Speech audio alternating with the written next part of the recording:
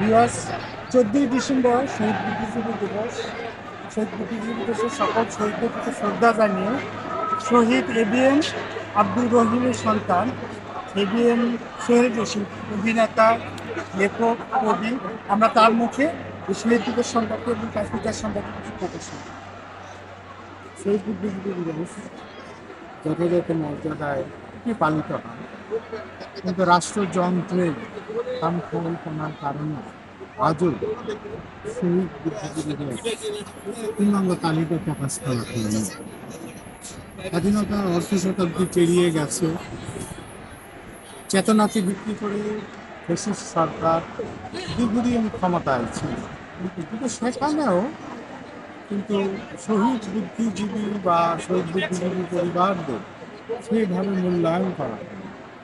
তো আমরা চাচ্ছি যে বর্তমান সময়ের আরও 24 শহীদ আছে, সব শহীদদের ইতিহাস পাতায় যেন সঠিকভাবে, হয়তো আমার বাবার নাম আছে, আমার বাবার নামে ডাক টিকিট বেরিয়েছে, আমি পেয়েছি, কিন্তু আমি বা আমরা পেয়েছি এই তো বাংলাদেশ নয়, যারা পায়নি, যাদের নাম এখনো উঠিনি বা ডাক টিকিট প্রকল্পটি বন্ধ হয়ে গেছে, সেইখানে এই প্রকল্পটি আবার চালু করা হোক।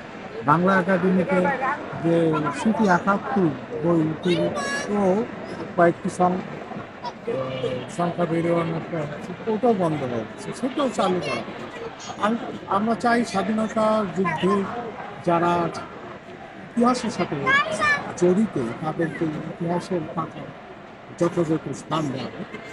আর আজকের এই দিনে মানুষ যেভাবে স্বতঃস্ফূর্তভাবে মুক্ত দেশে স্বাধীনতার নতুন সূর্যোদয়ের ভেতর দিয়ে যে সেই বুদ্ধিজীবী দিবসটি পালন করলো সবাই মিলে, সেই জন্য এবং শহীদ বুদ্ধিজীবী এবিএম আব্দুর রহিমের সন্তান হিসাবে আমার কাছে খুবই গৌরব। আমি বাংলাদেশের লাল 30 লক্ষ শহীদের প্রতিনিধি হিসেবে স্মৃতিসৌধে পুষ্পস্তবক অর্পণ করতে পেরেছি, এটি আমার জন্য ছিল। আমি বলবো আমার বাবার কবর কোথায় আমরা জানি না, অনেকেরই কবর খুঁজে পাওয়া যায়নি, কিন্তু এই স্মৃতিস্তম্ভগুলি বাবাকে স্মরণ করে অন্তত বছরে একটু বার